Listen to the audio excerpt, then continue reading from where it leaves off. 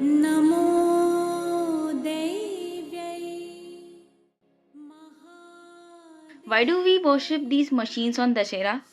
धर्मासाठी आणि न्यायासाठी शस्त्रांचा योग्य उपयोग करण्याची प्रतिज्ञा आपण या दिवशी घेतो. या दिवशी असं म्हणतात की श्रीरामांनी रावणावरती विजय मिळवली होती.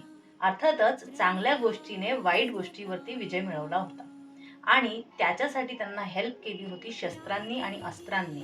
आपल्यासाठी ही शस्त्र अस्त्र आहेत जे आपल्याला हेल्प करतात की आपण आपल्या आयुष्यामध्ये काहीतरी चांगल्या गोष्टी घडवून आणू शकू.